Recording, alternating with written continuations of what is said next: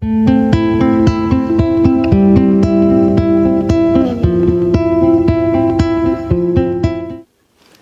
evening. As promised, tonight we are going to be beginning at least a two-parter. There's so many areas to discuss about the energy of stones. Over the next few episodes, what we will talk about is energy in stones that are in a stone circle, or standing in a field, or in a monument, or in a constructed Neolithic chamber. There are so many kinds of stone places that have energy. Also, in a future episode, in the next one probably, we will talk about the energy within places like cathedrals. They too have massive stones. Now, here's the reason why stones hold energy. They have quartz. Quartz crystal is included in, you may have had a grandparent or a great-grandparent who told you about old crystal sets and how you used to turn the dial on the radio and you could listen to it with the little earphone up and you'd turn the dial, and those were old crystal sets. The crystals in stone, whether it's in a stone circle, a monument, a structure, a cathedral, or a massive building, they all retain energy. They act, I love it, they act as a recording device. You won't believe how cool it is to learn about this and then recognize it when it happens to you. So, some of the ones I wanted to talk about today. Hang on, I made notes. We're going to start off with the very first one that Mark and I investigated together, and I had it on my list. This was before Mark and I met, and he decided he was going to help me out by driving me around England, and he did. Stonehenge. Everyone goes on and on and on about the energy of Stonehenge. I find Stonehenge particularly uninteresting. Now, people will go, oh, God, that's blasphemy. You can't say that about Stonehenge. I know how complicated the construction of Stonehenge was. That doesn't mean it has nice energy, though. It really doesn't. It has very masculine, almost bullying energy. It's like, it's not warm and welcoming. So, right down the road, not that far away, it's not a long drive if you're on a visit and you have a car, or if you're someone who lives in England, the Avebury stones are just stunningly different. They're a huge circle. They're massive compared to Stonehenge. And what's funny is they're in this great big formation out in fields. And it's been there for so long that they actually, at one point, built part of a village in the middle of it, and they ran a highway through it, and it's been there just as a record of what prehistoric man could do. Some of the farmers back in the olden days, they took down some of the stones and used them to, build a corner of their stone house or something. So some of the stones have been removed, and archaeologists have gone through and they've left markers where there used to be a stone. So it's not like they're trying to put another one up as a replacement. They're not doing that. But one of the most welcoming energies I've ever felt in a stone circle was in those at Avebury. You go in there and it's like being wrapped up in a warm hug. It's really that different. It's quite different. It's wonderful. So there's nothing off-putting like Stonehenge. I think part of the reason Stonehenge is off-putting is they've run a massive highway through it, right to the side. It's a big tourist site. You have to pay an admission fee and, get in a line and go through, and you're behind, what do you call them? The cords that you have to stay behind. It's not welcoming. It's not friendly. You can't get up close to examine anything. There's no way. I think there's a couple of nights a year, probably on the solstice, where they open those barricades and they let people walk around. But the rest of the time, it's off-putting and it feels a bit forbidding. The whole place just feels forbidding. In contrast, Avebury is in the middle of a series of fields, and you can you park in the parking lot and you walk right in, and you can go from stone to stone, and you can literally, this is just so beautiful. You can walk up to it, you can put your hand on it, and you can see what the energy feels like for you. So it's going to be different for everybody. My experience is not going to be yours necessarily, but what you can feel is so wonderful. Really so wonderful. Like I said, it's just like a hug. As we were coming out we went twice. As we were coming out of Avebury one day, I turned and I thought, oh, that's interesting. I never saw anybody dressed like that. And what I was seeing was people driving away with a horse and cart in period clothing. And I turned around to look at Mark and say, did you see that? And as I turned my head back, they were not there. Now, when I was at Goddard College in Vermont and I was doing my master's thesis, I said to my advisors, I will not research these places ahead of time. And you weren't doing it online back then. That was like over 30 years ago. I said, I want to go and have the experience and then find out if anybody else has had similar things happen or if there's a history of things. That particular stone circle, they have so many documented evidences of people who have gone in there and turned around and seen people from another time walking through, ladies in long dresses, gentlemen with big hats. It's documented. It's well documented. And what I told you about the stones being like a recording device because they have the crystal and the quartz holds the energy. It's like back in the day when we all had videotapes. And what you're seeing is, if you see a scene of that, it's like you've seen a little snippet of a videotape of something that may have happened centuries ago. And it cuts. You remember how videotapes used to snag in the machine sometimes? And you'd be like, oh, I'm part of the way through the movie. Okay, it's like that. You've watched a little snippet of somebody else's life, of someone else's time period. Now, that is exciting and it's magical. And the energy that the stones give off, which is really interesting, is when you see one of those scenes like that, all of a sudden it's like you get a whoa. It's almost like a feedback that comes from the stone. It felt to me like it was being asked, did you see that? Okay, were you paying attention? Have you seen that? So, there you go. That's the first two stone circles. Let's see, where else am I going to talk about? The Merry Maidens. Now, the Merry Maidens are down in Cornwall. Again, we're back in all of these things that I'm talking about today are in the UK. The Merry Maidens are 19 stone circles in a beautiful, very regular formation. And the legend and lore around it is that they were young women who were out dancing under the moonlight, and they were punished by being turned to stone because they were dancing on a Sunday. Yeah, anyway, that's all right. That's someone else's belief system. There's really nice energy in there, too. Now, we went into the Merry Maidens, and we weren't there very long, and it wasn't because the energy was bad. It was because other people were disrespecting the energy. There were no barricades. I don't know if there are now. I'm talking about years ago. You went in, you walked around, and all of a sudden, I turned around and I looked at Mark, and I just rolled my eyes and went, oh, good God. And there was some girl walking around, she was all of about 17. She's going, be one with us, be one with us, And it's like, I thought, yeah, you have no idea what you're summoning up. Just like tone it down a little bit. And she looked at me and she said, what's the problem? I said, you're being disrespectful. I said, this is a historic place and it has its own energy. And you're trying to change the energy with what you're instructing it to do. I said, just give that a thought. And her friends all looked at her like, yeah, she knows what she's talking about.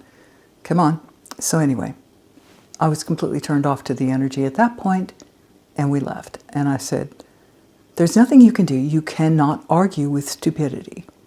And that's a good phrase to remember in general right now, because the world is engaging in a lot of stupidity. And you might hear some astonishing things out of the mouths of people, and they're not true. And you need to learn all of these lessons that we're going to be discussing over the weeks, months, and years. Use your own judgment. Have some discernment. Do not listen to someone else telling you what is the truth. All right? Okay. After that. Oh, now we're in France.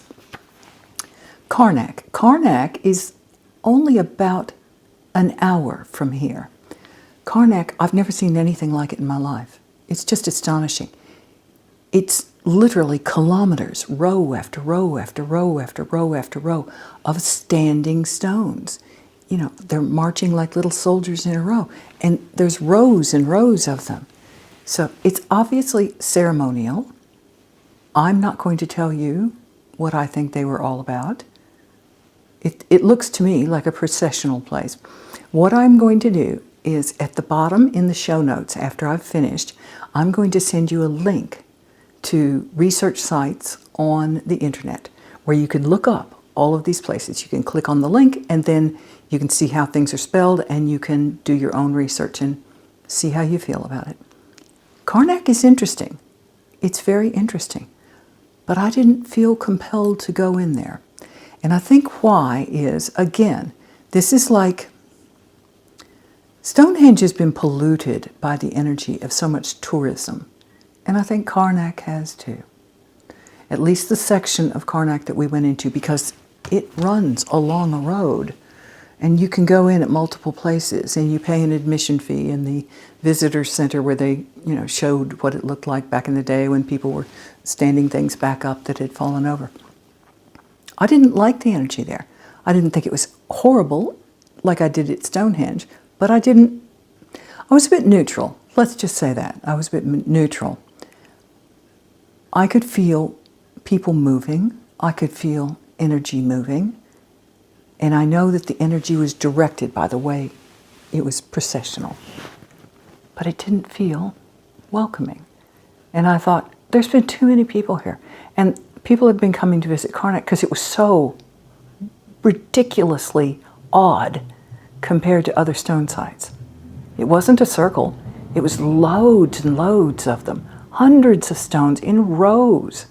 Straight rows.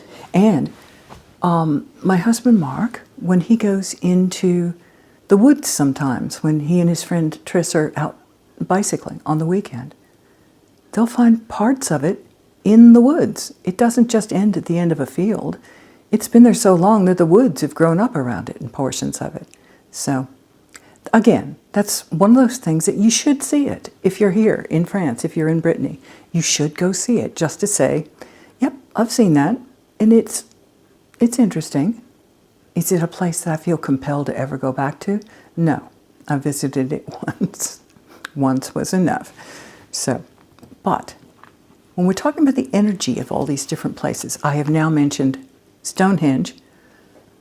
I thought it had a very unpleasant energy. All right, Avebury had a very, almost like motherly energy. It just felt like it was giving you a big hug. It was wonderful. The Merry Maidens were very interesting, but I never got a chance to immerse myself in how I felt about it because of the silly girls walking around trying to summon up energy and acting like little goofballs. Carnac, like I said, I'm neutral. I'm neutral about Carnac. The next place is a place, again, that's down in Cornwall, and it's called the Halliggye Fogou. I've never seen anything like it. Now, it's all cleaned up now. I looked at the website for it just before I started doing this recording, and I went, okay, it didn't look like that when we were there.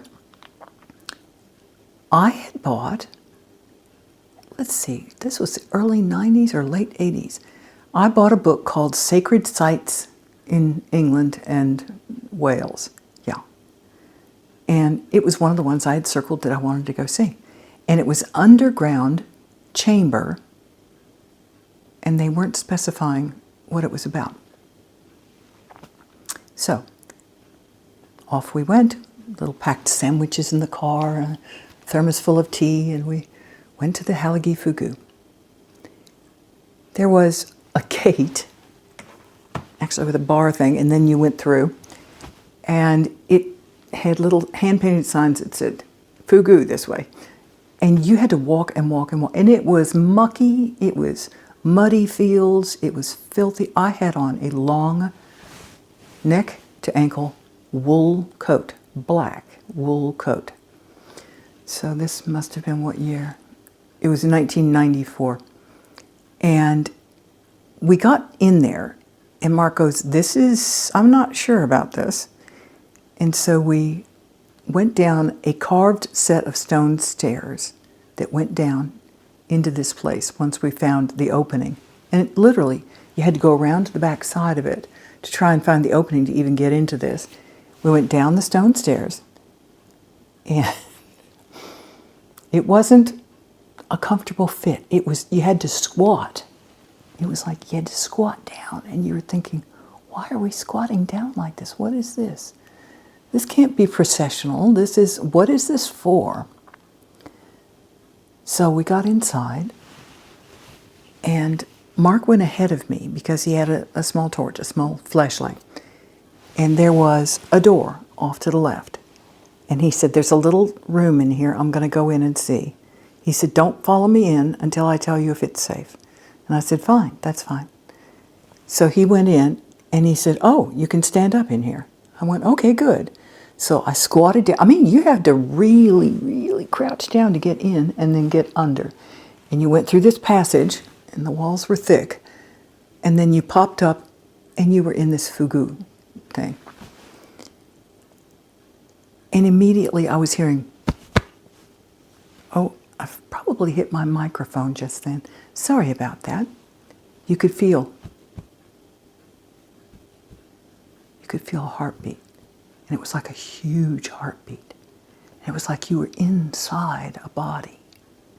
And the heart was beating quite strongly, confidently, not racing with energy, just dunk, dunk, dunk, dunk, dunk, dunk. And I walked further back, and there was a shelf embedded above the floor, further back into this chamber. It was like this long, ovaled out chamber. And I had been doing research. Like I said, I was doing my master's at that point. And this particular part of the UK back then, had what they called shamankas. Now, you've heard of shamans. These are wise men, magical, mystical wise men. Shamankas were the same thing, but they were female.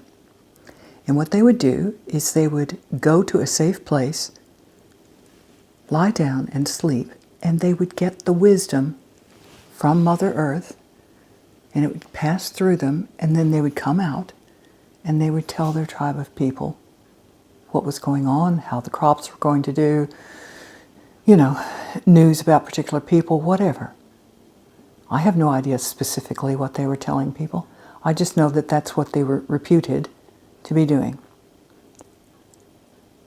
That shelf was where someone would probably come in. Probably. I'm not sure. Probably. I'm sitting on a sheepskin rug right now on this. I'm in the window seat, and this sheepskin rug keeps my bottom very comfortable. I think they probably took something like sheep. There were sheep everywhere. I think they probably took something like a sheepskin rug in there, put it on that thing so she wouldn't be freezing. And she would go in there and sleep and receive the wisdom and go out and tell people. The stones would carry the wisdom, but the stones were acting like a broadcast mechanism at this point.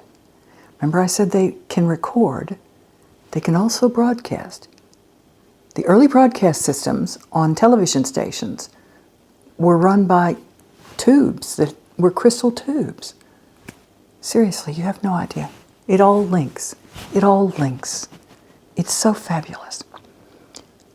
So I stood up and Mark said, "Can you hear that?" And I said, "Oh, you can hear it." And he said, "Yes." And I said, "Okay, I'm going to investigate." And the passageway into this chamber was not that wide. I could literally put my hand out on one side, put my hand out on the other side, and touch the walls. It was that close. All right? So we weren't in a big, vast chamber. It was just a little snug chamber. And again, the heartbeat all of a sudden got so loud. Wasn't any faster, wasn't any more immediate, but it was louder because I had touched the walls. And then all of a sudden my ears just started going, vroom, vroom, vroom, vroom, vroom, vroom. And I looked at him and I went, "Okay, that was interesting." And at that point I fainted. I went out cold. And he had just enough time, Mark had just enough time to go forward and grab me before the back of my head hit the stone floor. That's all I remember. I woke up and there was this very worried face looking down at me. And I said, "What's happened?" He goes, "We'll talk about it after we get out. Come on, let's get you out of here." And I said, "I'm cold. Why am I wet?" And the whole place had been running with like a rivulet of water through it. And as I had passed out, I had gone backwards. My hair was just streaming with mud and water. My coat was wet all the way through. And I had on wool, which does resist water, but trust me, I was wet. We got me out of there and up those stairs very slowly and out into the field beyond. And we just stood there for a second, and my knees were just feeling like I was going to buckle and throw up. And he said, "We've still got some tea in the car. Come on, we just have to get back to the car, turn on the engine and warm it up, and we'll talk about it then." And I said, "All right." Out we went, down the path. He had his arm firmly around my waist, and we got back through the little gate thing. I mean, it was quite a walk to get back out again. Got in the car. He took the coat off of me and just folded it inside out and laid it in the back in the boot. And he turned on the car and turned on the heater, gave me a little tea, and we sat there. And I said, that was such a strong communication. But I was feeling like I was just about to get the message, and I fainted. I said, I'm not sure why I fainted. And he said, "I'm not sure either, but were you meant to get that message?" And I said, "I don't know. I really don't know. But I feel like, should we try it again?" And he said, "No, absolutely not. Let's just get out of here, go find a hotel for the night, and we'll sit and talk about all these things." So I thought that was the end of that. No, it was not the end of that. I think there were a lot of people who used to accidentally find this place because it was written up in this book. And it was on the historic register in England. But I don't know that other people had had this particular experience. Like I said, I did research afterward. I had never done the research ahead of time. We got out in the car, started it up. He turned it around at the end of the farmer's lane, and we started out toward the highway. And we kept getting lost. And all of a sudden he looked at me and he pulled the car over and he said, "We've gone in a circle." He said, "It's like it doesn't want us to leave. It keeps bringing us back to the same place." And he said, "I'm not sure what to do." And I said, "I'm just going to have to do a meditation." So we discussed it. I said, "I'm going to have to do a meditation, and it's like a rubber band. I can feel it. It's pulling, trying to pull back." I said, "I'm going to have to snap the rubber band." And that makes me sad because I feel like there was the potential for something there. But I have this huge schedule to meet. And let's just get on with it. So I did the meditation. I was very quiet in the car. And I said, "Thank you. Thank you so much for sharing. Thank you for letting me feel just even the tiniest bit of what went on here. That's magical. That's absolutely magical. But I'm not of this time. I'm not from this place. And I'm not meant to stay here. I said, we need to move on. You need to let me go. And it was like I felt resistance for a minute. Then I said, no, you need to let me go. And then it was like, whew. And I looked at Mark and I said, you can drive the car now. They won't stop us. And he went down the same exact road, and all of a sudden, we were back on the highway. We didn't loop. It was like an episode of The Twilight Zone. It was really weird. But this time, we got out and we were fine. So, yes, quartz crystal. And don't ever, ever, ever go into a place like the Fogou or some place that has natural crystals and take them home with you, because you have no idea what energy you are taking home with you. It might be benevolent in the kindest and most wonderful way, but it's not meant to be with you. It's meant to be there. All right? So, let me see if I had any other notes. Okay. What we're going to do, let me see how far I've gotten. Oh, I've gotten over 20 minutes. All right. What I'd like to do next time, I'd like you to write in after I'm going to give you the same message. Subscribe, people. Yes, you're watching, but there's not enough of you subscribing. Please subscribe. If 90 people, 50 people, whatever, are watching this, and 24 are subscribing, that's not enough. That's not sustainable. Subscribe and make comments. All right. Write questions. Now you've heard this business about the stones and the energy of stones. Do you have further questions about it? Do you have specific places that you'd like to ask about? Next time, we're going to discuss Newgrange, which is one of the most magical places in Ireland I've ever been. And we are going to discuss cathedrals. And we are going to discuss the energy of the stone that just runs like rivers under the ground in Italy. So we have more things to discuss. And you'll notice that I was very cautious about talking about cathedrals because I am very respectful of other people's belief systems. I truly am. The mainstream church established their cathedrals on top of what had been what they call, and they were never pagan, for God's sake. They were earlier forms of worship. And in my personal opinion, you may not believe this, you believe whatever you want to.